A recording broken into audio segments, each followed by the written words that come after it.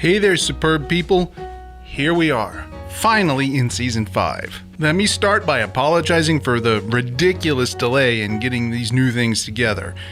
The ideas I had for this season required a lot of moving parts to make real. Animations, customized lower thirds, new sets, new graphics, new logo, and a dice tower. Right, and that brings me to what to expect in Season 5, because I'll be letting chance dictate what I listen to. Here's how it's going to work. For every episode, I will be rolling a total of 6 dice.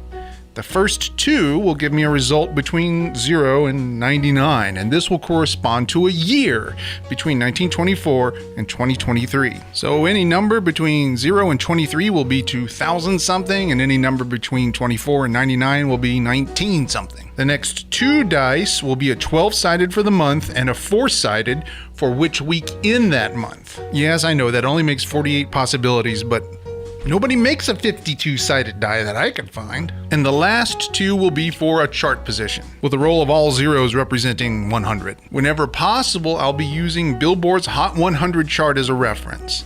This will cover most of the area that we're talking about since it started in August of 1958. Anything before August of 58, I'll be using the best chart available for that time, and I will have to cite the source when I make the roll. There are some sporadic Billboard charts available online going back to the 1940s, which can be referenced from several different places, top40weekly.com and Wikipedia mainly.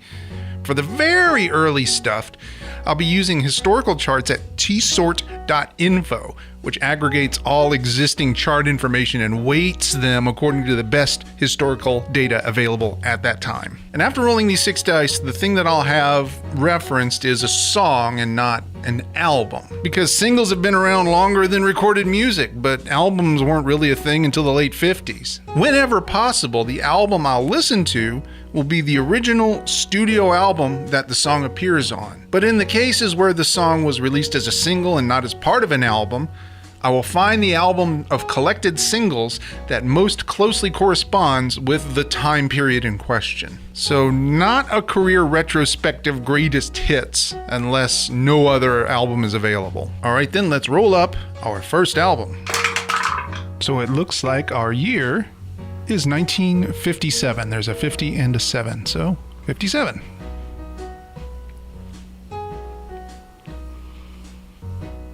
Rolling for week and month. Looks like the 4th week of August. Now I know for a fact that there wasn't a top 100, a Billboard Hot 100 for August 1957, so what we're gonna have to do instead is roll for a top 40. I'll do that with a 4-sided die and a 10-sided die. If the 4-sided die comes up with a 4, then we'll just ignore it and use 1 through 10. Rolling for chart position.